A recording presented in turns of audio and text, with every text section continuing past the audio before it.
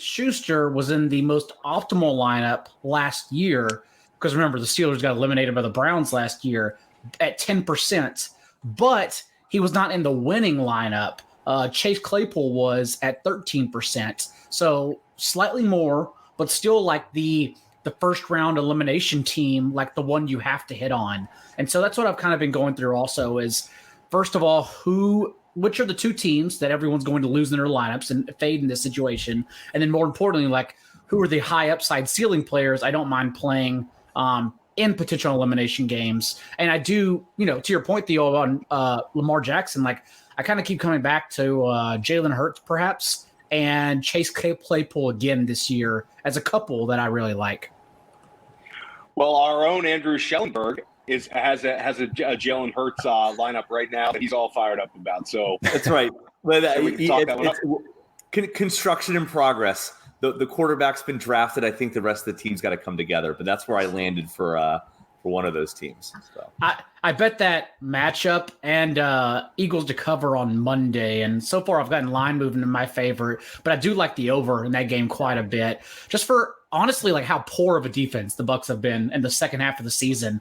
And more importantly, like the last couple of months, they have been allowing a bottom five rate or a top five rate, I should say, of 10+ yard carries to opposing teams. Like, their run defense, just due to the COVID list, due to injuries, has been an absolute disaster. And even if you take away quarterbacks, like even to running backs, they're still bottom five and percentage of 10+ carries allowed to opposing offenses. So, like, I think the Eagles, like, who already showed they can move the ball against them, but also had success against strong rush defenses throughout the year, whether it be like the Bills, the Saints. Washington was a really good run defense, and Eagles had no problem in either matchup against them. It's like, I think the Eagles will have actually a lot of success in that game against them.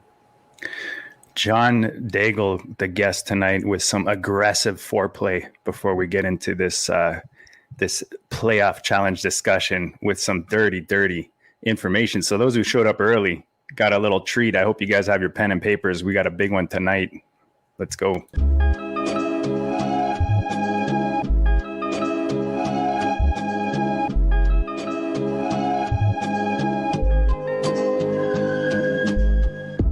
District, the Pope listens. Dynasty, our religion, for the blokes missing. On all of these trades, on all of these plays, on all of these grades. By the end of the day, y'all getting played. So, what you gonna do next? Try to fill up that flex? Send the homie a text? That trash offer's the best? You try to make it complex, then they text you back. Now all of a sudden, they don't make any sense. Broaden your horizons, boy. Dynasty's not for the Simons, boy. These trades not for consignment, boy. Respect your opponent, y'all some piranhas, boy. This my advice from me to you. Open up your cute little podcast queue. Search up GOAT District, my dude. Pop it in your ear, man. Y'all know what to do. It's the and I always be traded. And I always be traded. And I always be trading. Y'all try to betray them, but first you gotta bait them. Fish.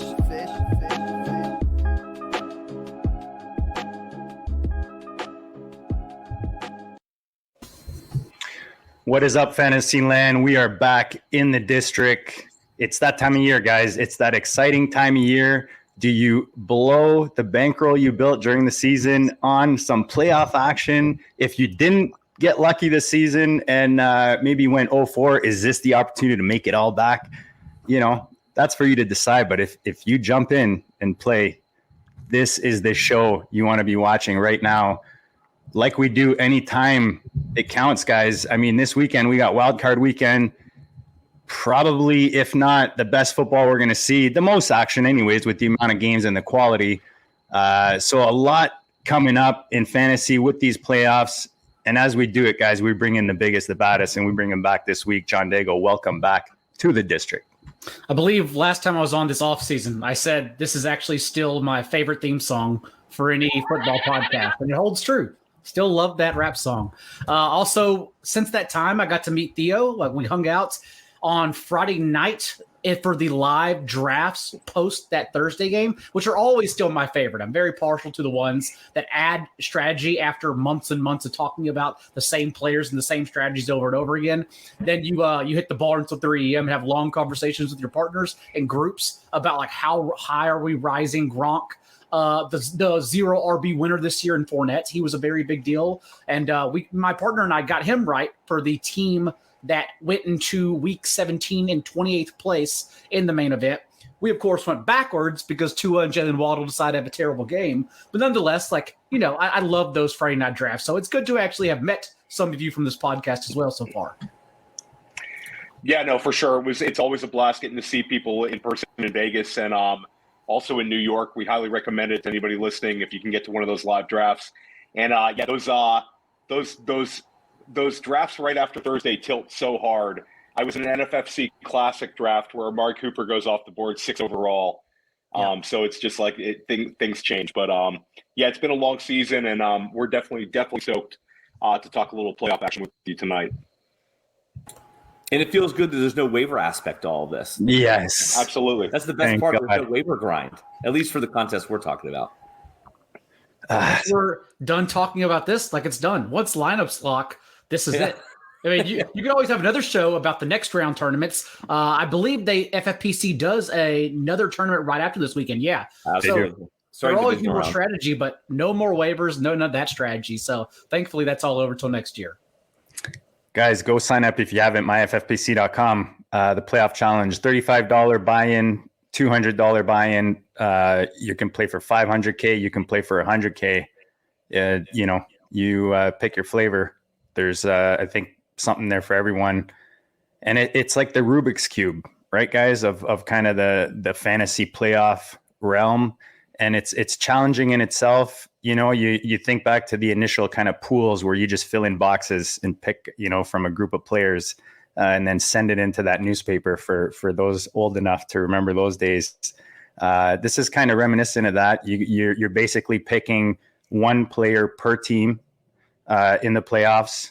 And this year, the difference, I believe, guys, correct me if I'm wrong, is we're adding 2 flex spots. So you've got a 12-man roster with the FFPC format with the tight end premium, of course. And then kind of the light fades, as we call them, when we're talking about the kickers and the defenses. Basically kind of maybe the teams you don't think are going to go as far, and we'll touch more on that strategy aspect. Is there anything I missed there, guys, that you want to add? I know, John, you were talking about maybe how the $35 and the $200 buy-in differentiate with regards to the payout. Yeah, the payout for the $35 I describe as more DFS tournament. Like a lot of people compare this game theory wise anyways to DFS tournaments, whereas it's slightly different just in that in DFS, for instance, this weekend, some people are probably going to go off the board, even some mid and high stakes, and play a 3K receiver at the stone minimum, like a Byron Pringle or something like that, hoping to get lucky. Whereas we're not talking about those players for this pool. And so really it's actually like a 60, 70 player pool, if that we're actually truly discussing, which makes it more interesting because there will be overlap. We might dupe each other here and there, but overall, I don't think you need to get too contrarian. Getting contrarian is really just about, I can pivot off this player for this offense, like an Aaron Jones instead of Devontae Adams, for instance. And the 35, since it's more top heavy, and we're talking about really a top 20 payout, is what you're going for. So that's when I believe we start getting to 1,000 plus. Then you can maybe get a little more creative and stretch yourself a little thinner and say something like, Allen Lazard over Devontae Adams, since we are going to the top. And in that case, you'd be hoping Marquez Valdes-Scantling with that back injury is out for the entire postseason. But yeah, really, I think everyone's sort of just trying to talk about right now with their partners or with themselves, if they're playing single lineups, just about which players they're pivoting to be contrarian because the other one's coming in too heavily rostered. Agreed, John. I think the other thing to mention, JD, too, as we're doing strategy here, and I think doing our own lineup at the end, but double points for the 2 players that make the Super Bowl. So you want to make sure that you didn't put a hard or a soft fade on any of the teams or the players that you picked to make the Super Bowl. And John, on your point, I don't know if this is totally off script, but you know, just to mention it, there's no salaries, right? It's just pick pick one player per team, it's almost like one of those things where like you could overthink it because you're like, hey, I'm not beholden to the strategy. So you could go all chalk. You could fit in all the top plays that you ever wanted to.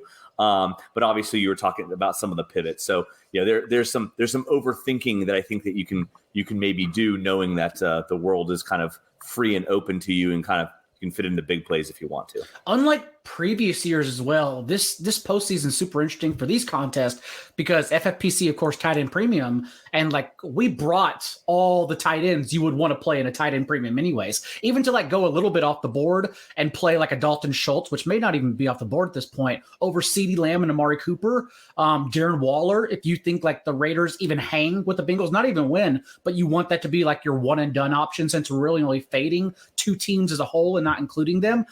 There are so many like elite tight ends, George Kittle, Travis Kelce, Rob Gronkowski at the top. And so, multiple tight ends, like even up to 3, I think is genuinely in play if you're trying to go off board, but also get some ceiling plays in.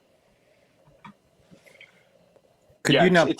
Is it up to 5 or 3 tight ends you could play? Because there's 4 flex spots and then the tight end. So you could play up to 5 tight ends in this bad boy. And you know that those FFPC guys love them some tight ends in those flexes with the premium. Sorry, Theo. No, I was going to say that you could just go nuts with the tight end position this year. It's like almost every viable fantasy tight end is in the playoffs and in there. And, any scenario you can make for San Francisco is George Kittle having a big game. You're looking at, like you guys said, Darren Waller. This could be it's an extremely high total. It's a game where it's going to have to be pedal to the metal. So you might be able to get by with, even if the Raiders play one game, this might be the game you want to play Darren Waller. So it's definitely, you can definitely galaxy brain it a lot with your strategy this year for sure. Guys, smash the like, smash the subscribe. We're going to get deep into it tonight. We're going to end this off with actually putting our own roster together, the 4 of us, into the $35 buy-in.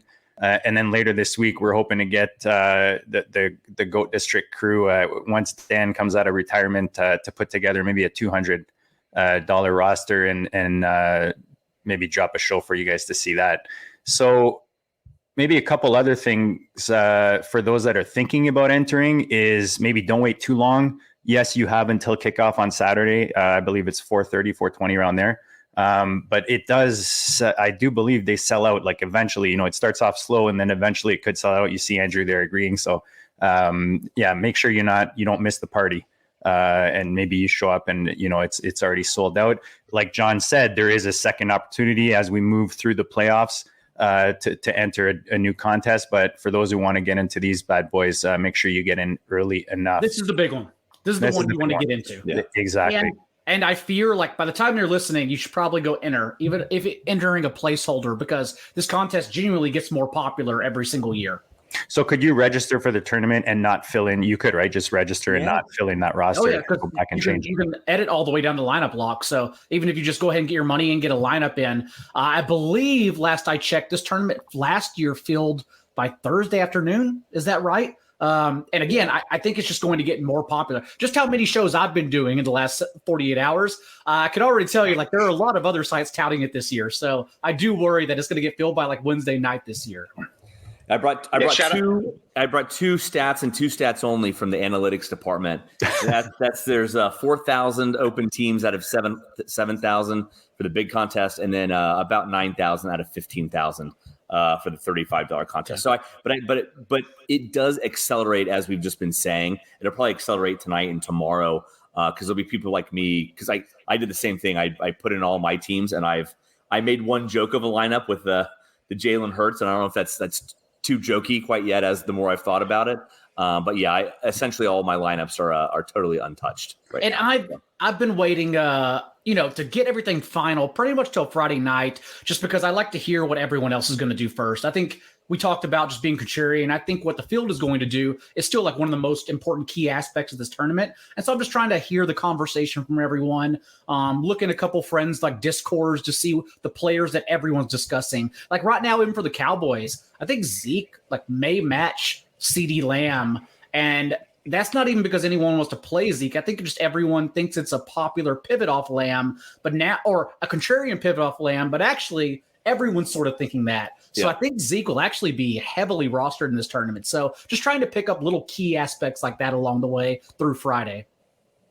What other players do you anticipate being extremely heavily rostered? So we already touched on how this is a tight end heavy slate. On the opposite end of that spectrum, there are no running backs. Since we lost Jonathan Taylor, now everyone sort of goes to Derrick Henry, who, again, we talked about pre-show, foot surgery, about 2 months ago. So it's odd that even if he returns and gets 20-plus carries, which if he's healthy, I imagine that's what they're going to do, still insert him into their offense in his usual role. What does that even mean for his production? We saw Cam Akers come back for 8 touches this past week and have 13 yards and did not look explosive. Awesome story, but did not look explosive. And I genuinely feared that's what would happen with Derrick Henry, like a 20-carry, 60-yard box score. And so I think Derrick Henry will get high up there just for the lack of confident running backs. I think a lot of people will convince themselves, and I'm not even saying it's a bad play. I like the play. I think a lot of people will end up playing Elijah Mitchell by the time lineups lock on Saturday as like a way to fill that running back spot. I'm still kind of waiting to hear about Leonard Fournette. I entered the week, not everyone realizing he's eligible to be activated from injured reserve. And now I'm curious, like, okay, maybe that's the option everyone is going because, like, Fournette in the last month before he got injured was averaging 13.5 carries, 7.5 targets, was a 20-touch back who was genuinely the engine of that offense. And so just to get that, this sounds like a joke, but to get that like David Montgomery like usage as like the only running back this team's going to use throughout the postseason if he comes back healthy, especially with Ronald Jones and Keyshawn Vaughn banged up, like it's pretty sneaky if we can get him around 20%. I just fear we won't be able to. Everyone's kind of honing in on Gronk right now, so we'll see what happens. And then Cooper Kupp is the one that I can't even tell you to get off of because once we lost Sony Michel. If you want to play Sony Michel, that's fine. But in my opinion, like we lost him, all the touchdown equity we could have received from him because Cam Akers is very clearly a part of this mix. May not be producing, but he's very clearly getting touches just in those 8 touches I talked about. And so now you can't pivot off of like Van Jefferson battling a shoulder injury, hasn't been playing many snaps the past 2 weeks. You can't go to Odell Beckham, who's become who has been scoring touchdowns, but not really showing a ceiling since he's been used inside the 10-yard line more for isolation situations for one-on-one fade routes. And so like it's hard to even find a ceiling in the Rams and fade Cooper Kupp. And so like while he'll be 90% probably, I can't even say to get off of. Like I think he's just a good play. So what I'm hearing, Derrick Henry may be your favorite chalk choice to avoid, and Cooper Kupp the one you can't. Cooper Kupp, yes, cannot. Right now, Derrick Henry, my favorite to fade. And I've even, past 24 hours, I've kind of gone back and forth on Ryan Tannehill. It depends on if you think the Titans are a fake number 1 seed. And if you do, that's no big deal. But they also have like been the Kingslayers this year. Their schedule was no joke. That's why I also think Mike Vrabel should be coach of the year. I just don't think he'll actually win it. But, they took down the Chiefs, the Bills, the Rams, the Saints along the way. Like they're a legitimate team who at least know how to scheme with personnel that doesn't seem elite. And so I kind of do like getting Ryan Tannehill back because even if Derrick Henry does not produce, Derrick Henry being on the field still makes the defenses account for him. And so a quarterback with rushing upside, as long as we get a couple games out of him, seems really interesting. And so him and A.J. Brown right now definitely have been toying with my lineups over Derrick Henry. And Gronk. I have some the other one because I already talked about Fournette. And then I don't know if it's already too early to start, spitting the fire about my players I'm probably going to have a lot of. But I think Mike Evans is actually a better play than Gronk. He only had an 18.5% target share this past week, but he played the fewest snaps he's played in a full game all year because he was out there just for the incentives and was Tampa Bay's only receiver with any amount of end zone targets. He hasn't reached a 28% target share in any game this year because he's played every game with Chris Godwin and Antonio Brown. But now, just to have that performance, and that wasn't even what we're expecting of his on-the-field usage. Like now imagine no Antonio Brown, no Chris Godwin in a playoff game where he's playing every snap. He could genuinely like project for a 35% target share every single week. And so I love Mike Evans over Gronk for sure. And fantasy land just doesn't like Mike Evans. Like he could do another 10 years, 1,000 yards easily, and people will call him washed up and not not a wide receiver one, and he just keeps proving people wrong. He has like 6 to 8 years left, and he's already a Hall of Famer, and nobody likes him. I don't get it. I don't get it either. But, that's how you end up with guys like Cooper Kupp, right, coming into this season. Mm-hmm. Theo? I think the A.J. Brown call was very interesting. It's hard to imagine a scenario where the Titans make a run to the Super Bowl and A.J. Brown doesn't have a couple of smash games. I mean, I look at a potential, potentially a Titans-Bengals, a Titans-Raiders week 2, where you could have a potentially high total game, a team coming into Tennessee. You could see A.J. Brown go nuts. And I think it's interesting, John, talking about potentially fading the Derrick Henry chalk. We talked about this. Dan actually brought it up. I believe it was last night. Dan brought up Deonta Foreman as kind of a sneaky play as well, where maybe Henry, like you said, could get the Akers treatment, and you could end up getting Deonta Foreman very low ownership percentage, and he could have a playoff. So the Titans are kind of a polarizing team. I think there's value there. But I did like the A.J. Brown call. I think that's a sneaky one, and I could see him having a nice playoffs. What do you think about that, Andrew, with the Tennessee Titans? Yeah, kind of. I wish we had done any kind of show prep. I would have told you to stay off the Foreman stuff, because if we're doing a $35, I was going to spring it on you guys for whatever my first draft pick was, and say let's shove Foreman in the running back slot. I love the idea, especially if you're going to do the 35s. Daigle, you talked about it. The very, very top heavy. I think you want to make sure that you're going for the top prize. And I think the last couple of years we've seen these. Now I don't think they're going to be as low. Well, actually, Fournette probably was, because there was that late scratch to Ronald Jones, right? But like the Raheem Mostert in 2019, when our friends, Austin Martin took it down. 2020 last year with Leonard Fournette. There's been these really low owned running backs. Coming through in the clutch. I think one way to do that is to find these, extreme 1% outcomes. And I think that you tell yourself the story, as we've been hitting on, okay, Henry's not as healthy as we want. Maybe he's the boogeyman to scare everybody away. It ends up being Foreman who gets them through 1 to 2 games, and they're just putting up lots of points, which allows you to maybe pivot to even more wide receivers in the flex spots and not have to worry about, an A.J. Brown taking up a spot there. It's funny you mention the 1% ceiling plays, because that's actually when I open the postseason slate. I always look for the matchups and the workhorse running backs in those lower seeds.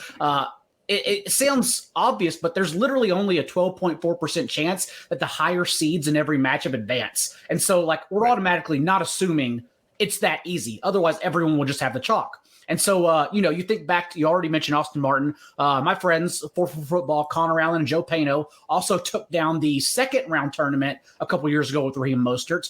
Last year, remember, it was Cam Akers and Nick Chubb at those 1% plays. A couple years ago in the Raheem Mostert year was also Dalvin Cook as the underdog in New Orleans, who took down those playoffs in the winning lineup. So really it just comes down to me. I start looking at who are the workhorse running backs as lower seeds that could potentially cause upsets. And when I first started looking around, the options were the 49ers and Elijah Mitchell, who I'm not worried about usage. He's going to be a 25 carry running back. It does not matter that Trey Sermon was active off injured reserve. Doesn't matter that Jeff Wilson's active. They've already shown that they will only use Elijah Mitchell. He's come back from injury twice this year, and they plopped him in for 25 and 27 touches. They do not care. They're going to play him no matter what.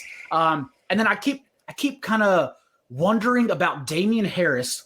Ramondre Stevenson was not on the injury report at all today. Remember, he had the head injury, tried to come back in the third quarter, really didn't play that much afterwards. He wasn't on the injury report, but I still think Damian Harris is the workhorse option they've used inside the 10-yard line more than Stevenson when they've been healthy together their last 4 games. And fantasy land don't like him as much either. He's another guy, Damian Harris. He's you could have bought him easy during the season. So he's another guy that, as much as what you're saying holds value, he might be the non-chalk play on that roster. And that it's not a lower – well, Miles Sanders, I think, is interesting in the $35 tournament. But also it's not a lower seed, but Joe Mixon seems like a pretty good pivot off of any Bengals receivers as well, especially since we kind of know that those target shares fluctuate. The production at least fluctuates week to week. And so, I like Joe Mixon as a good pivot here as well. This is why John's with NBC Edge. just a professional, man, just dancing around these questions like it's nothing. Like I could just mute my mic. I'm gonna mute my mic and just let you guys go. No, you're awesome, John. I know that the audience is loving it right now, guys. I see you guys in the chat. Drop some questions if you have them for us tonight. We're gonna keep going through this. Talk about we talked about like the hard fades and the light fades. Do you have any favorites? How do you approach these, the kicker, the defenses, and the teams that you're not going to include in your rosters? Right now, I think Daniel Carlson is probably everyone's favorite kicker, and so I immediately think to not use him. I think it's pretty easy to get off like an 80% kicker. So Raider downer right there, folks. Now who I pivot to, I don't know just yet. And Daniel Carlson is actually even a good play, since I do worry about that match, the first round, at least for the Bengals, being slow. The Bengals have been more up-tempo the past couple of games because they've been forced to. They played that rivalry game with Zach Taylor still throwing the ball up 30 points in the fourth quarter because everyone knows he and Harbaugh have that beef, especially in a divisional game. That's important. And then 2 weeks ago, whenever Burrow was last in against the Chiefs, like the Chiefs offense forced the Bengals' hand. But overall, we also know that like the Bengals still want to run the ball. For as much credit as Zach Taylor is getting as coach of the year, he's still a pretty poor in-game play caller. This past game, when they played earlier this year against the Raiders, there were 32 running back carries to 29 passes overall. Joe Mixon with 30 carries. And so just in at least a micro sense from the wild card round, that's why I think it's going to be a heavier Josh Jacobs, Joe Mixon game. And we can kind of get away with one until Burrow and the Bengals offense are forced to shoot out if they happen to run into Chiefs a couple games down the road. But again, if it's the Titans, maybe that's not the case. And so, yeah, that's just a couple of my hard fades, and that's what I'm really thinking about for pivots right now. I also think knowing that knowing that Josh Allen is going to be probably the highest roster quarterback, I do think there's a lot to like in Devin Singletary. One, it's a running back stripped slate, which we already talked about, but also the fact that Devin Singletary has actually doubled Josh Allen in carries inside the 5-yard line over the last 5 weeks. They aren't like Zach Moss has 3 games in a row where he's been active over Matt Breida, but he hasn't received more than 5 carries in any of those games. This is very clearly Devin Singletary's backfield. And like that, just like DFS, when you pivot, you're trying to get the touchdown equity. I like, well, they can still get there via the air, but then all they have to do is hand it off, and suddenly, like, you're in the mix because you stole the touchdowns from Josh Allen. And I think Devin Singletary is a really good way to do that, especially for a highly rostered quarterback like Josh Allen. So right now, that's kind of just what I'm thinking through. I don't know what everyone's going to do with defense just yet. I've been thinking maybe I play the Cowboys, because I am genuinely concerned about that first round matchup for them. I'd like the 49ers quite a bit. And so I don't want to be the one that's like stuck with CeeDee Lamb and Amari Cooper like one game, because we know those target shares fluctuate as well. Dalton Schultz also interesting in tight end premium, since he does have the second most targets for them in the last 5 weeks. And I know in short term, I've seen some people cite that Schultz with Blake Jarwin back this past game actually did run a season low in routes run on Dak's dropbacks. But also remember, they were playing second string for the Eagles. They were pretty much a part-time offense. They only played 3 quarters. And so when push comes to shove in the playoffs, I think Dalton Schultz will go right back to his full-time role. And so I do maybe think we can maybe sneak in Dalton Schultz or the Cowboys defense there. That's kind of just where I'm at on Tuesday anyways right now. Going back to the Bengals, we're assuming that Jamar Chase is going to be pretty chalky for Bengals picks. Would T. Higgins be a pivot you'd be looking at if you want to go with a receiver? Absolutely. But I wonder if they're going to – Andrew's got a slight smile on his face. I love it. We love us some T. Higgins over here. I do. I love T. Higgins. I just wonder how much different they'll be. Like, I think they'll be closer to like 60-50, right? Or 70-60. I think the difference is going to be minute. But then again, it could be so much that the extra 10% freedom you get off of Jamar Chase could help, since we're all aware that T. Higgins could outproduce Jamar Chase in any single week. That's what makes the first round so interesting, because, the Raiders, Gus Bradley doesn't change his scheme at all. They run cover 3 no matter what, and they don't blitz a ton. They have blitzed in previous matchups, but they still don't blitz a lot. Burrow has been awesome against the blitz, but more importantly, that Tyler Boyd led the team with a 27% target share in the game these two teams played earlier this year, because he's the zone monster. He just settles into the middle of the field. So like this first round, Boyd could also just easily outscore Chase and Higgins as well. So That's why I think Joe Mixon or Joe Burrow is at kind of my leverage over Jamar Chase and T. Higgins. Because we're thinking about them now, are they going to be the most evenly distributed on ownership? Are we going to see something like a 20-20, and this is going to be bad math here, but 30-30, like in terms of like round splits? Maybe Mixon, Burrow the 20s, and then the Chase and Higgins in the 30s, or do we think one's going to pop closer to 50%? Like Chase is going to pop 50%. My guess right now, and boys jump in if you think something else. My guess is I think those two are going to be close. I think Gronk and Fournette are going to be close, and I think Debo and Kittle are going to be close. And those are kind of the three pairings I'm just looking around right now.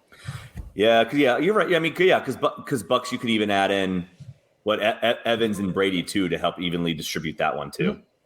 I'm surprised that you said Josh Allen, the most owned quarterback. I would have thought Aaron Rodgers. I know he's not playing the first, the wild card week, but I don't know. I could be off on that early guess. Again, it's only Tuesday, but I just think that most people still want to play Devontae Adams, more importantly, especially since we may be losing Marquez Valdes-Scantling. It's good point. Going off of gut reactions and people I've talked to, right? Really informal and bad use of polling. But I think everyone's first reaction is if you're going chalk, it's Josh Allen. And to me, that makes me think that he's going to be the highest owned quarterback. Because I just think the initial reaction from whoever I've talked to about the content. I like the Singletary. Yeah. Bad use of polling, but yeah. I also think with Rodgers, I think that you have the appeal of Mahomes, Brady, Allen getting the extra game where Rodgers is on the bye. I think that's appealing to some people as well. The Packers are super interesting to me. I know, John, you talked about Devontae Adams is going to be super, super high owned. Do you think that pivoting to potentially – and Green Bay is my Super Bowl pick, so I have them going to the Super Bowl. I'm winning it. Do you see pivoting to Aaron Jones, or if you want to get a little cuter, A.J. Dillon, a possible way to differentiate from the field, or do you think that that's just getting a little too cute and you should maybe stick with Devontae Adams or Rodgers? I don't even think A.J. Dillon is cute. I just know, just given what we know and how he's used, you have to get more than one game out of Green Bay. And so if they are your Super Bowl pick, then you can pick A.J. Dillon. I'm totally fine with it. Could easily snipe Aaron Jones, even though he has been running nearly double the routes that Dillon's running. Aaron Jones still using the passing game. Dillon would have to be in more of a positive game script, or at least a competitive one throughout. And again, you'd need more than one because anything else would entail the Packers losing, and he probably wouldn't get used that much. You could just come up empty with 12 carries for 56 yards. And so if you think the Packers are going to the Super Bowl, I think Dillon's totally fine. Our boy Evan in the chat points something interesting out. I didn't even think of that. It's the first year that we'll see Mahomes without a bye, which adds a little bit of value, a little extra cheese on the Patrick Mahomes. I agree with Evan, but just like in DFS, literally the last 3 months, and I'm going to eat these words at some point, but I have not been scared. Mahomes is not the player that ends us anymore. We're not worried about him in fantasy, honestly, just because they had to change their offense.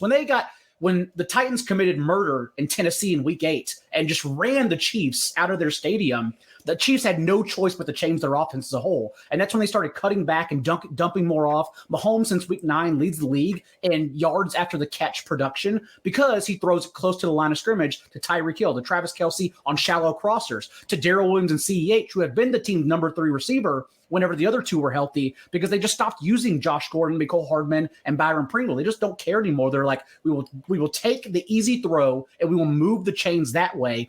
And to their credit, they genuinely have been one of the, if not the best offense in the league doing that. They're just not fun to watch anymore. They're not explosive anymore. Now, when push comes to shove and they have to put their foot on the gas, I bet they can still do that. But they've only done that 3 times over the second half of the season, and you can attribute why it happened all times.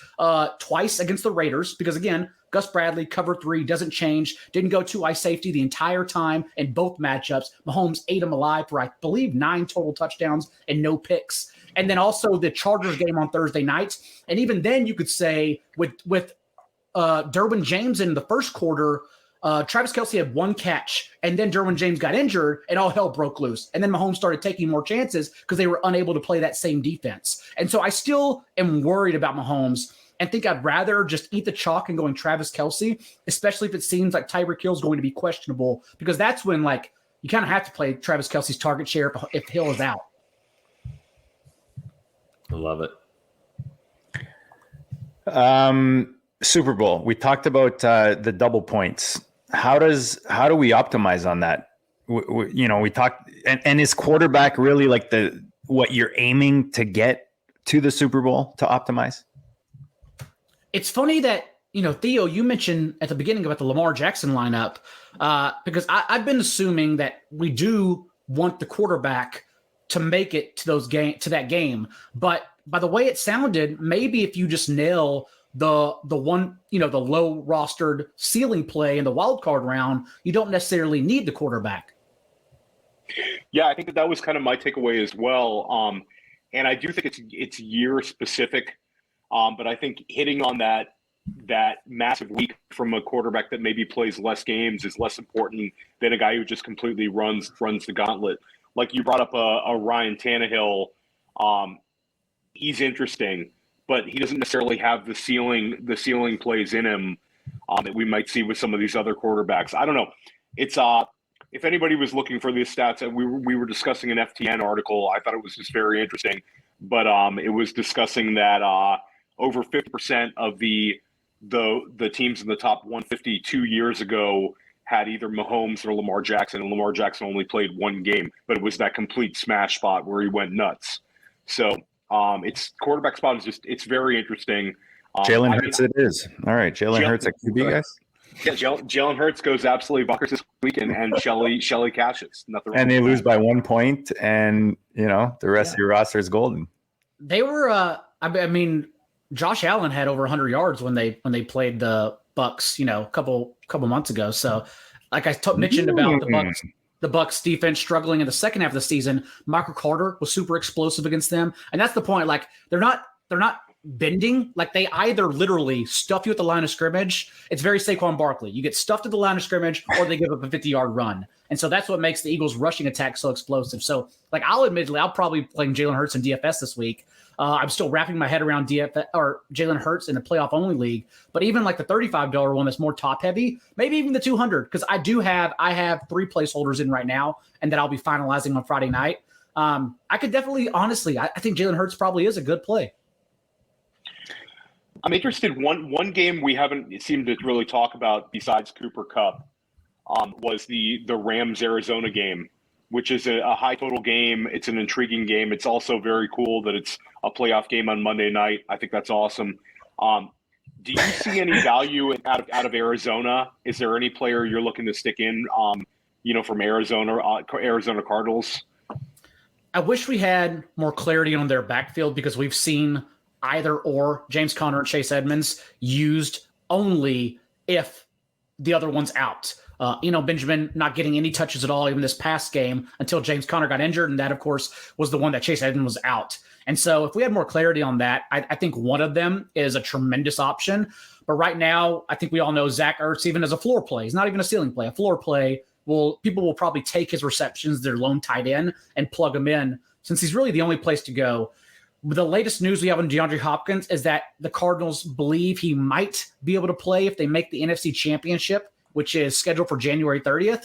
And so I throw, like he's saying, I throw that news line out. I just don't care. We're not going to worry about DeAndre Hopkins then. And so to me, it is either Zach Ertz or Christian Kirk would be my pick, if not him.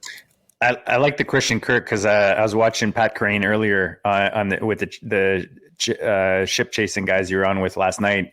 And he was showing kind of, his forecast with ownership. And it was the defense, it was Ertz, and Kirk was way down there. And I was thinking the same thing because he's had a couple blowout games, when Kyler can find him, and maybe AJ Green is covered. And like you said, Hopkins is probably not going to be there at first, especially. And Antoine Wesley has 3 touchdowns the past 4 games without DeAndre Hopkins, but they've come on 11 catches. Like they literally just lob him a coin toss in the end zone, which could pay off. But also, like, that's something. It's Antoine Wesley. Like, we want to bet on regression, so we're not really worried about anyone else in the receiving corps having too much production there. John, you're a beast, man. You literally hit every point plus. Every answer was just locked and loaded. So I hope you guys enjoyed that. Smash the like. we're gonna get into do a little selection, guys. We're gonna put a roster together. Yeah, is it about that time, Andrew? You think we're gonna take down 100K or what?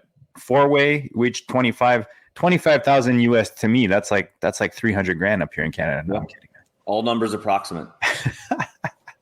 All right, so we're going to do a 35. Guys, if you're not already signed up on the FFPC, myffpc.com. If you're not already on the site, actually tweet us at Goat District and let us know. We'll hook you up with a $35 sign-up credit, on your first deposit. So that basically gets you at least one entry into the 100K. It's a no-brainer, guys. You're free rolling into $100,000, guys. There you go. That's what we do over here, man. We make you money in all kinds of ways. So, JD, you gonna share your screen? Yeah, I'm gonna share my screen. I'm gonna go through it as I set this up, because as the professional I am, for some reason I don't have the actual. I'll get it set up here. But what's like, all three of you guys have done this tournament. What's the one tip? Like, if you have to give our listeners one tip as they start putting their lineups together, maybe they've got a couple already, they're thinking to do more. What's the tip that you can give? I know, John, you've been blasting tons of awesome information, but if there's one thing you want people to remember tonight as they put these rosters together, what would it be? Since it is an overall tournament, I will say trying to nail down your low-rostered, high-ceiling player is kind of my first look. I know we talked about some running backs or whatnot. I'll even tell you, I think right now my favorite low-rostered, high-ceiling play will be Chase Claypool. I think some people will go Najee Harris to get the running back out of the way, or fade the Steelers altogether, since it's just a game where I'll assume they just immediately get eliminated against the Chiefs. But also, like, there's some behind-the-scenes usage that goes really well for Chase Claypool. His route participation has progressively increased in 5 consecutive games, so much so that he ran around on 96% of Ben Roethlisberger's dropbacks quietly this past week. And, that's all we want. The targets are inaccurate from Roethlisberger, but if we can guarantee that he's glued to the field, and again, a season high 91% of snaps for Claypool this past game as well. If we can guarantee he's glued to the field for every snap, then it's just like last year where we're seeing some positive trends heading into the wild card, and then he blew up, as we talked about earlier, 56 yards and 2 touchdowns in the wild card last year. So right now, like, Claypool's kind of my favorite pick for the low rostered one and done player. I'm going to blend a well-structured analytical axiom with a total narrative street that I want to drive it down. So winning the flex, right? John Daigle, the ship chasing guys, they love talking about winning the flex. Yep.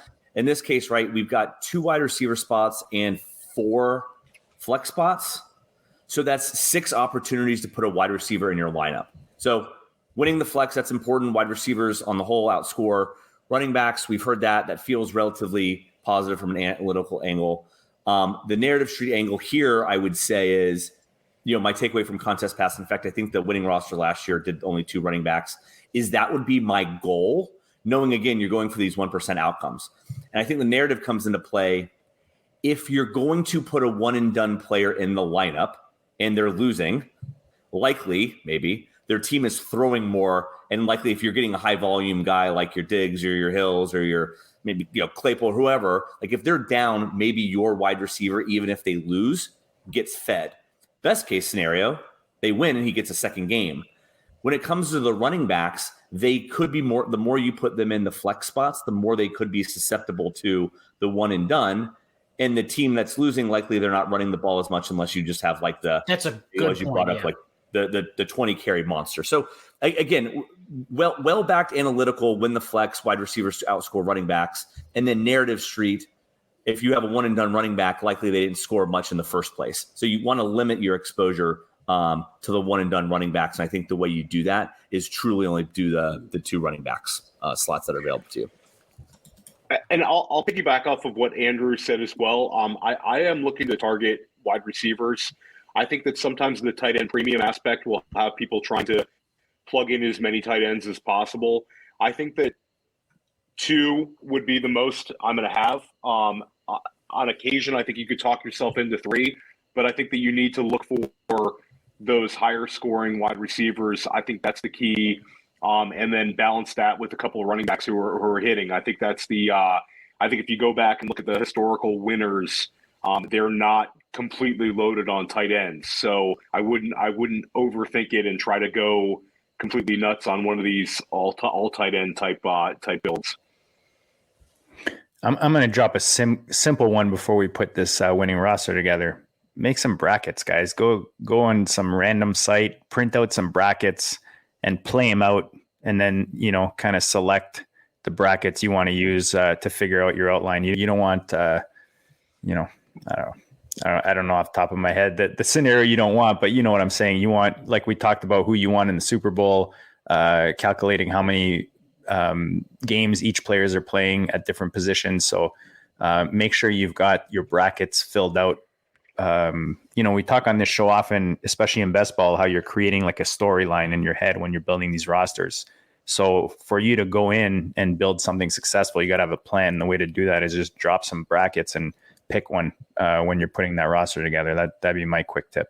Jay, the worst case scenario is to do just taking one game as an example is Tampa and Philly, right? And you have them both. You have no players from that game, right? You're drawing dead because at least one of those teams is going to move on and continue scoring points in the next round. So don't harden, soft fade. Same 2 teams. If you can help it. Andrew with the save. I love it. Andrew's a good wingman. I could tell right there. All right, boys, let's put this bad boy together. I know, John, you talk about starting with the running back position. Do you want the honors to fill that first spot right now? I'll take it easy. I don't want to get everyone upset at me since I am the guest so far. So I'll take the easy way out and just start with Cooper Kupp. How about that? I like it. All right, Cooper Kupp. I find it hard to see Arizona getting past that first round. I don't know. And again, if Arizona gets past the first round, we talked about it, negative game scripts. Do we want to play the receiver? And just the fact, I think there would have been a good conversation if Cam Akers was not available for Sony Michel, because at least we could guarantee a 25 to 28 touchback, getting all goal line work. Sony Michel had actually picked up in targets as well, finally being used like Darrell Henderson the past 3 games until Akers came back. So now I just genuinely don't think there's any other discussion on the Rams. Yeah, I think you got to eat the chalk with Kupp. I think he's going to be one of those guys who's, a very, very high ownership percentage, but he's on a number of the top 150 teams. I think he's kind of a no-brainer for them. So let's go to Arizona now, since we're on this game. Where do we want to put Arizona in here, if at all?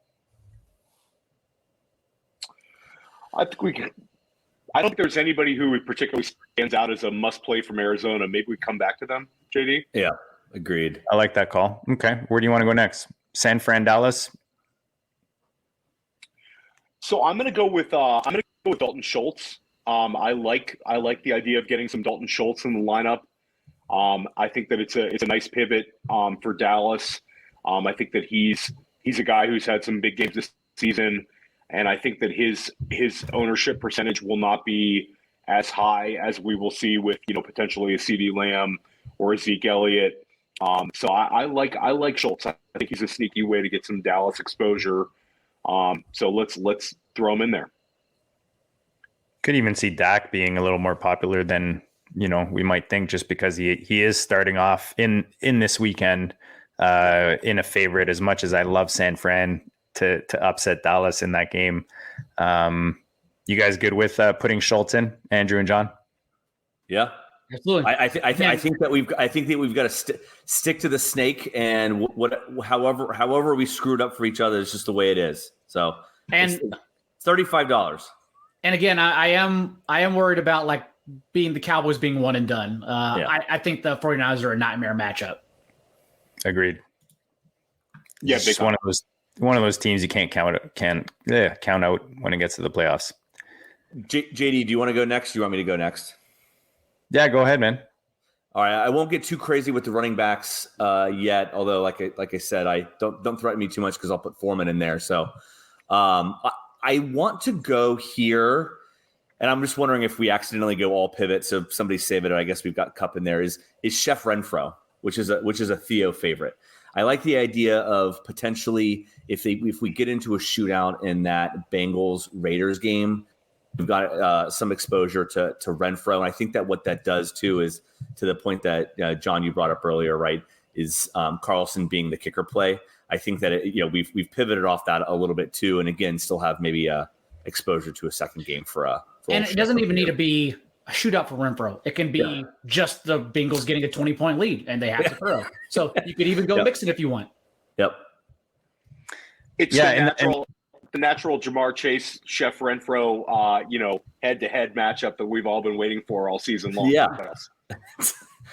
And I was considering going Mixon, and I am going to go to Cincinnati, but I can't do a draft with my boy Andrew and not take our boy T. Higgins. I mean, I just crush.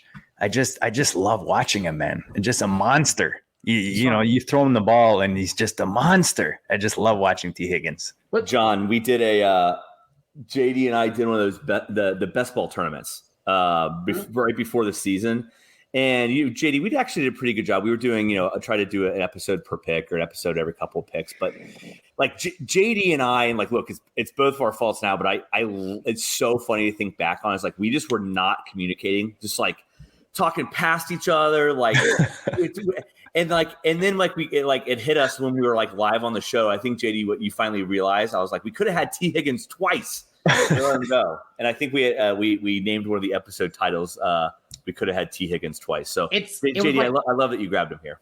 It was like the least sneaky monster season 2 since even last year, whenever Joe Burrow was healthy. Higgins, who profiled as a deep threat coming out of college, we didn't know he had all the routes figured out. We just thought he was just a go route guy who did make contested catches throughout his collegiate career, but was on pace for over 1,000 yards with Burrow. So it wasn't shocking to see him get there. But then now to play alongside who is essentially 21-year-old Dez Bryant and Jamar Chase and still lead in targets in the games they've played together it's insane. Like, he's such a good talent. And also, quick note, like how perfect did Go Bills nail that first place team? Just in a year where it was impossible with COVID and injuries to hit the nuts. They hit the nuts for a redraft team. Yeah. It was awesome. It was unreal. Good for them. Yeah. Big time. All right, John, I think you're back up. I will start looking to the running backs now, and I will unfortunately take Josh Allen away from us and go Devin Singletary as our pivot. I love that. I love it. I think, and if you had anything else to add, I was going to say, I love the idea of getting one of or two of, and once you start naming things, you're going to forget them. But like the Singletary, Damian Harris, Miles Sanders, or like the true pivot is like the Deonta Foreman is like one or two of those guys. I think will be really sneaky in terms of like who's that late round, or I guess in the case of Foreman, like the underappreciated 1 seed you think may pop. And ceiling games, certainly plausible, but also right now anyway, it's only Tuesday, but I believe this first game projected, first of all, the Patriots are Allen's bugaboo, but this first game projected for under 10 degrees, perhaps some snow, and we've seen 4 snow games from Josh Allen this year, and he played horrendous in all of them. Even these past 2 weeks, that Falcons game was 3 errant interceptions that he had no business making those choices anyways. And then this past game, once again, Devin Singletary scored his 2 touchdowns with 8:30 left in the game, but also like they've shown now 2 weeks in a row that Devin Singletary, they'll just ride him. They're going to take the ball out of Josh Allen's hands actually and just play it safe to run him to the ground with 20 plus carries. So Devin Singletary, he's just been quietly used heavily as a bell cow running back. Love it. Yeah, right, I love the Singletary play. And that was one I was considering here. I think I'm going to go with Kansas City now, and I'm going to go with Travis Kelce. Mm-hmm. I like what John talked about earlier in the show. Tyreek Hill is questionable, and Kelce seems pretty chalky. I think there'll be a number of Mahomes teams in there as well, but I think Kelce is going to have a heck of a playoffs. And I think he's a very safe pick for this build with upside as well. What do you guys think of that, JD and Andy? I think we've pivoted enough on other selections where you can start making those chalk picks. It's hard to go through and not make any chalk picks. You know what I mean? Because you're just your total points, your ceiling is probably not going to be as high. So I mean, Travis Kelce with Hill having some questions or some issues we talked about, and they're playing Pittsburgh in the first round. You got to think that they get through that round and put up a lot of points. And Kelce is always going to be the center of that offense, in my opinion. Andrew, you got an objection, or John? No, I like it. No objection at all. I'm actually hoping that recency bias plays a big part in it, since Kelce was only targeted 5 times on Mahomes' 44 attempts. But we also know with no Kelce, like in a playoff game, they're not going to hammer Mecole Hardman near the line of scrimmage. Like they're still going to be heavily involved with Kelce. So I would hope he loses. He's not going to lose much, but hopefully like 5 to 10% of the field not wanting to get on him. I will say, Theo, I think your note going into this was don't go tight end crazy. No. Tight end. We hit our. I hit my. I clarified. So I did. We hit 2. We hit 2 guys. I know. All good. I was just all right. So far we've got Singletary at running back. We've got Hunter Renfrew, Cooper Kupp, T. Higgins, and then Travis Kelce and Dalton Schultz. And for God's sake, if you're doing the podcast, go and look at the YouTube. JD, you're streaming this for the people. 100%. Guys, if you're listening to this right now, which we appreciate all of you that download our pod, because even though the YouTube channel is slowly growing, you guys have been downloading at the same pace, if not better. So we appreciate you guys. Keep smashing that download, that subscribe out there in Podland, but make sure you're on the YouTube channel, guys. Like a lot of this is visual. Obviously Theo's a good looking dude. You don't want to miss out on that. Shelly, he's Andrew's a bit in the dark, so he keeps it romantic with the lightings. But no, man, you got to check out the visuals. Check us out on YouTube, and the benefit there as well is we've got the live chat, guys. We will answer your questions, maybe 9.9 times out of 10. Andrew, you're up next, man. Don't snipe my pick, so you can take the next one. No, I'm gonna keep some more options for quarterback open, but I am gonna shut down a flex spot. I'm gonna go Mike Evans here. I like the idea, especially if I want access. So given our build, which again you can see on the YouTube channel, I don't love Brady here. I don't want to be locked into a third tight end with Gronk. But given the Buccaneers as favorites and wanting to do a second game in the target share, I want Mike Evans on this roster. So wanted to add him for those reasons. I like it. Anything to add, guys, with Evans? I think we talked about him earlier. Yep. All right. I'm going to go to New England, and I love me some Damian Harris. Nice. I mean, I love me some Damian Harris. I think he's actually undervalued just overall in fantasy land. And I think in this lineup, like what John talked about earlier, he's not the sexy pick, right? Ramondre Stevenson is that sexy pick. You've got these guys like the Akers. What's the one on Baltimore earlier in the season? The Williams, one of the Williams guys. Tyson, it's just that sexy feel when you pick these guys.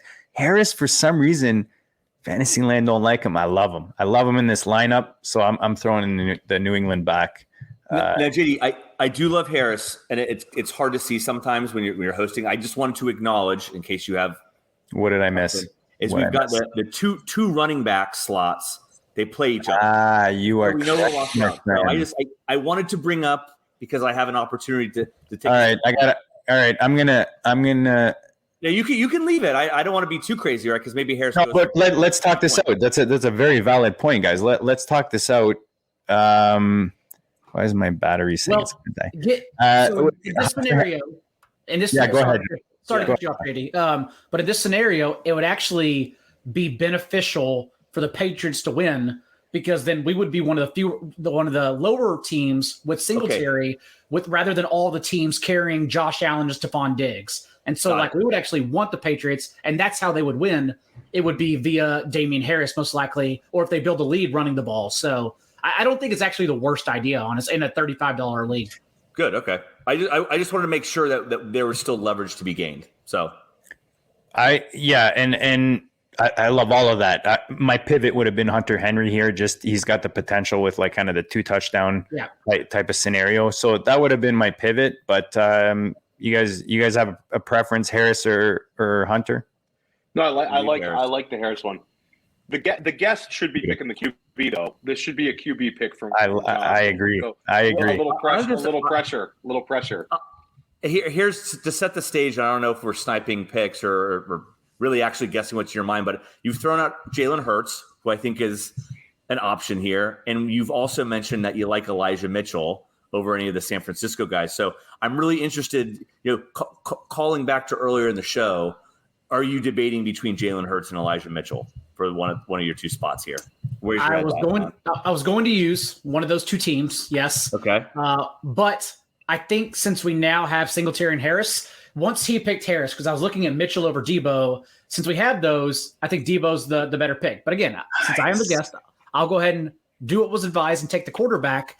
And so going back to the quarterback, it then goes to Jalen Hurts or Ryan Tannehill, who, we hinted at it that perhaps not the ceiling, but remember with Derrick Henry coming back, Julio Jones finally at full strength and flashing anything this past week, led the team in targets. I think Tannehill quietly does have the ceiling because, again, he has shown that he has rushing upside, in particular inside the 10 as well, to snipe touchdowns on RPOs. So I do think Tannehill has a sneaky ceiling, and they have Super Bowl aspirations. Having said that, I will still go Jalen Hurts, who I think is an awesome play. And jailbreak Jalen Hurts, as we've seen time and time again this year, could still get 2 little bunny 1-yard touchdowns. And that's our low roster quarterback that we don't even need to make the Super Bowl. Did I mention that $100,000 split into 4 and then translate into Canadian money? My entire family, generations, will be able to retire off this 25 US. There you go, JD. I love it, Jalen Hurts, man. Something excites me about Jalen Hurts. I don't know. He's just exciting to have in your lineup, and we talked about that Lamar Jackson year, busting like a 40-pointer in the one game to give you that winning lineup. And I mean, who else but Hurts? I love how John built that up with the Tannehill, though. I love that little teaser. So this one for me here would be Devontae Adams, or we pivot to Aaron Jones. We're pretty chalky with the Kupp and the Kelsey selections, but we did differentiate in some other positions. That's my Super Bowl team. I could kind of go either way here with those 2 guys. I'm wondering what you guys would like to do. I want to go with the Green Bay Packer. It's going to be one of those 2 guys. So maybe I'll crowdsource this one and go Andrew, John, and JD and see what you guys think. Do you want to go Aaron Jones, or do you want to go Devontae Adams here? I'm saying wide receiver, so Adams. I would say Adams because no one will have Hurts, Damian Harris, and very little Hunter Renfrow. So I think we've done enough to confidently differentiate ourselves. Yes. Again, Harris may not even seem advisable, but if in a game script the Patriots win, we can likely point to Harris and also say we did not lose Josh Allen, whereas 80% of the field or 60% of the field did. And so we're already at an advantage if the Bills get knocked out first round. And I mean, I love it. Let's so far we've got at best, you got Kelsey is chalk, Cooper Kupp chalk, and then now Devontae Adams. Otherwise, we've differentiated. Some people might say Schultz is the chalk in Dallas, but we'll see as we get closer. That hype starts to build with those young guys like CeeDee Lamb, and I love the mix that we have on this roster. Now we're into these these light fades with the kicker and the defense. Anyone have anything they want to throw on the table here? So who are the 4 available teams? I'm going to try to do it from looking at. I think we've got Arizona. We've got Pittsburgh. We've got San Fran. And we've got Tennessee. Yep.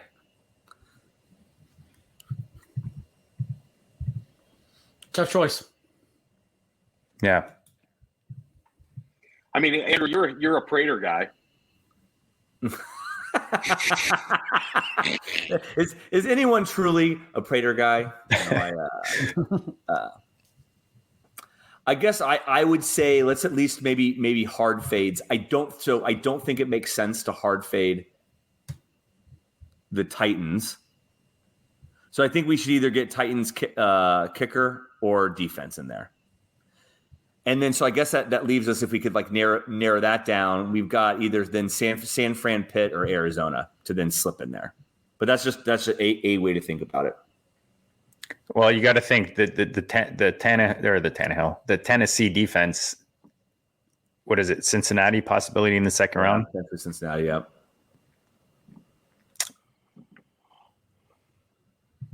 I mean, I would if it was just me and I had this luck, and I would look for Tennessee as my defense. Yeah. I think that they're a game script type team. They're going to have to run the ball. I think you get some defensive points potentially. They're going to have home field advantage. I would potentially go with the defense, unless Yeah, no, let's go there. Could Boswell be that sneaky kicker? Because I don't know, he's just one of those guys where he has those games. They're playing KC in that first game. It's going to be 1-0, but you're shaking your head. Tomlin's going to have people remember. Yeah, a couple weeks ago, whenever they played, they were down 30-0, and they still kicked 2 field goals in the fourth quarter to salvage the box score. So actually, Boswell makes sense. Yeah. You guys agree with Boswell? Yeah, do Boswell, then Tennessee D. Tennessee defense. All right. And hope Tennessee goes one and done and gets slaughtered. I love it. I'll fly you guys into Canada, and we'll throw a big party with my 25. Mike Tomlin looking to cover all the 3-team teasers for everybody across America with a couple of Boswell kicks. So, just now, in terms of duplicates, JD. Oh, yeah. Go ahead.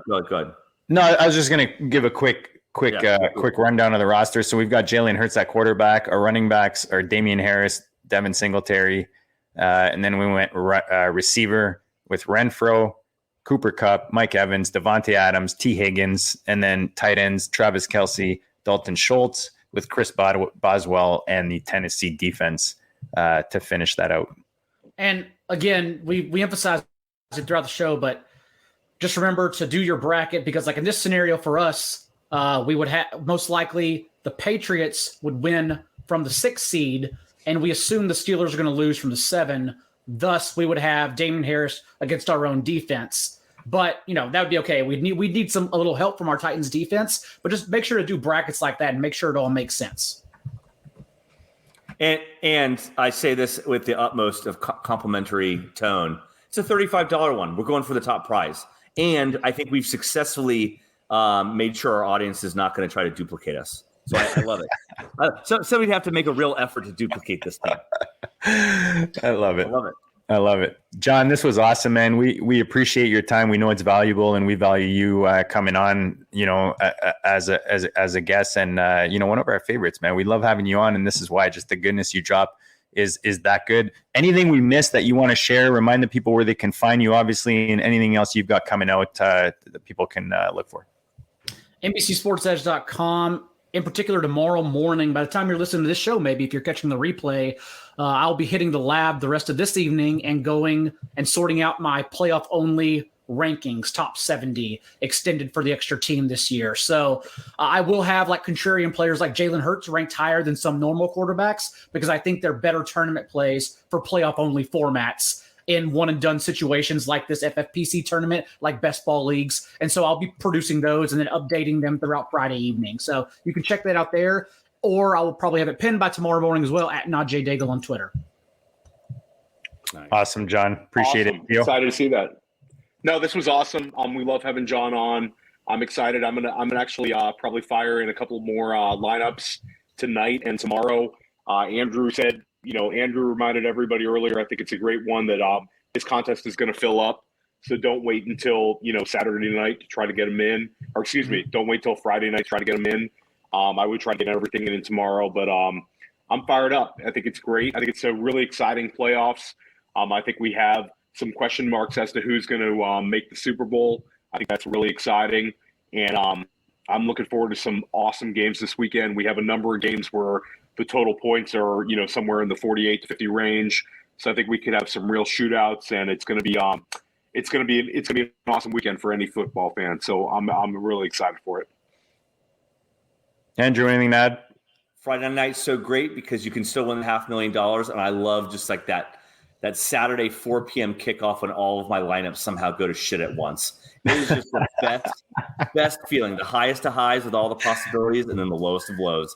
And that's what I play fantasy football for. $200, $500K. I mean, it's literally a better prize pool than any other format. DraftKings, FanDuel, any other format is offering right now. That's why it's the best. So absolutely get in. And I wish my stats and analytical department did this better, but I think that there's like pretty easy access to some main events for the 2022s in terms of the prize pool too, in terms of the places you can get. So there's a potential to parlay the $200 into another shot next year in the main event for $500,000 too. So and second is $100,000 in that 500. I mean that's all right. That's all right. Yeah, that'll be okay. They'll have the same amount. We'll get to split, Yeah. All right, guys. We appreciate you guys tuning in. Make sure you smash the like, the subscribe. We're here all off season. I know Theo, he's got some serious guests lined up. We've got our usual Devi rookie guys lined up real soon. We're going to start hammering them out, get you prepped for those rookie drafts. Good luck to everyone playing in the contest this weekend, the FFPC Playoff Challenge. Make sure if you haven't signed up to the site, myffpc.com, at Goat District on Twitter, just tag us. DM us and we'll hook you up with a $35 credit when you sign up and open an account. That's basically a free entry, guys. So you'll be competing with us for that $100,000. Guys, enjoy the football this weekend, man. It's almost over. Like February is just around the corner. So enjoy it. Take it all in. Hope you guys win some money. We'll check you all later.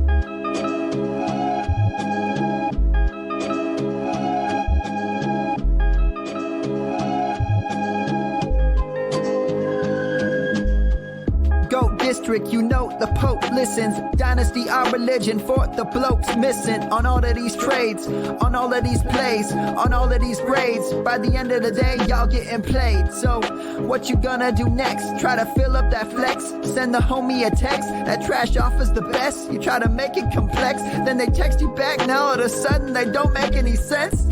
Broaden your horizons, boy.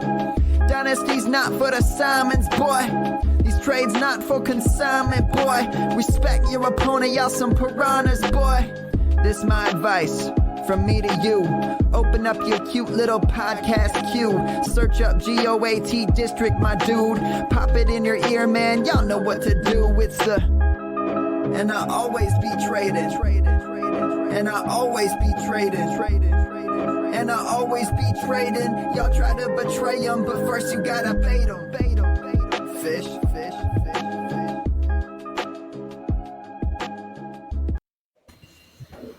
John, that was awesome show, guys. Appreciate you, brother. Thanks, gentlemen. That was a lot of fun. Really good.